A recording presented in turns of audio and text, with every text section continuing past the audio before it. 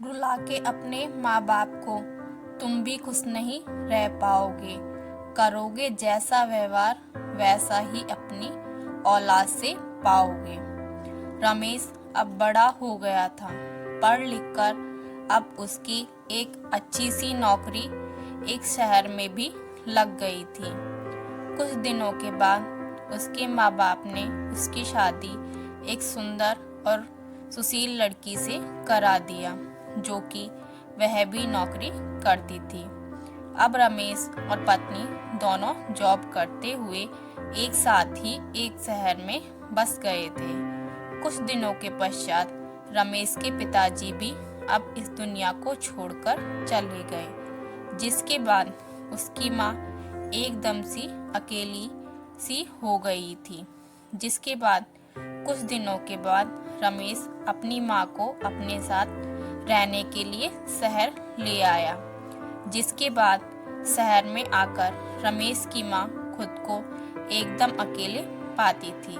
इस तरह उन्हें भी अच्छा नहीं लगता था, लेकिन एक माँ अपने बेटे की हमेशा खुशी ही चाहती है। सो धीरे धीरे वह शहर में रहना भी सीख गई थी। लेकिन रमेश और उसकी पत्नी हमेशा अपनी माँ को समझाते रहते थे कि ऐसा मत करो, ये मत करो, मतलब कि वे अपने आगे माँ को गांव की एक तरह से गंवार ही समझते थे। लेकिन माँ की दिल तो हमेशा से अपने बच्चों के लिए बड़ा ही होता है। सो वे सभी बातें चुपचाप सुनकर हाँ में हाँ मिलाकर रह जाती थी। एक दिन की बात है, सुबह रमेश की पत्नी को ऑफिस जल्दी जाना था। सो वह सब कुछ जल्दी से तैयार करके रमेश का खाना पैक करके ऑफिस चली गई। फिर इसके बाद रमेश भी जल्दी जल्दी तैयार होकर ऑफिस निकल गया था। फिर कुछ समय बाद रमेश की माँ ने देखा कि उसका बेटा तो खाने का लंच बॉक्स तो घर पर ही भूल गया है।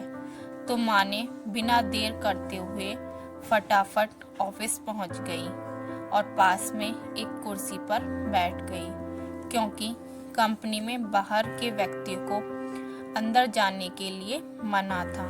सो फिर बेटे को दिक्कत ना हो इसलिए फोन न करके मैसेज किया, लेकिन रमेश अपने काम में बिजी था। सो माँ के मैसेज पर ज़्यादा ध्यान नहीं दिया। लेकिन उसकी माँ बाहर कब से उसका इंतज़ार कर रही थी। इस तरह कई घंटे बीत गया और इस बीच कई मैसेज भी किया, लेकिन रमेश का कोई उत्तर नहीं आ रहा था। इस तरह रमेश की माँ को चिंता होने लगी थी। लेकिन रमेश अपनी माँ की कई मैसेज आने के बाद वह अंदर ही अंदर खूब गुस्सा होने लगा था। आज तो उसने तय कर लिया था कि आज घर जाकर माँ को खूब अच्छे तरह से समझा देगा कि यह उसका गांव नहीं है, जो कुछ भी मनमानी करती रहेगी। और इस तरह शाम हो गया।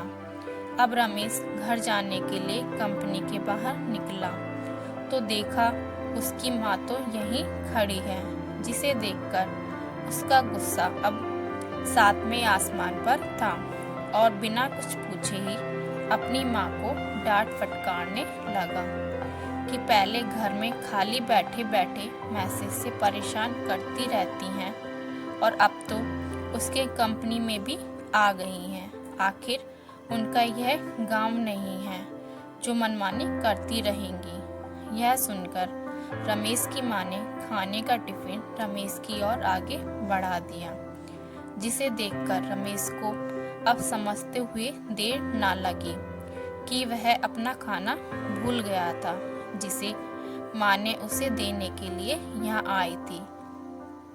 इसके बाद रमेश की माँ बोली, बेटा भले ही तुम बड़े हो गए हो, बड़े शहर में रहने लगे हो, भले ही अच्छे बुरे की ज़्यादा समझ आ गई हो, लेकिन मेरे लिए आज भी मेरे कलेजी का टुकड़ा ही हो, जिसे मैंने बचपन से लेकर आज तक पालती हुई आ रही हूँ।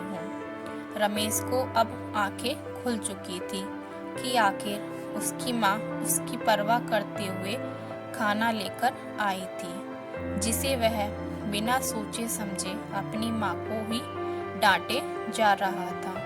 अब वह अपने किए हुए पर बहुत पछतावा हो रहा था, जिसे देखकर माँ ने उसे एक बार फिर से अपने गले लगा लिया और इस तरह रमेश अब आगे से खुद को माँ के लिए बदल लिया था।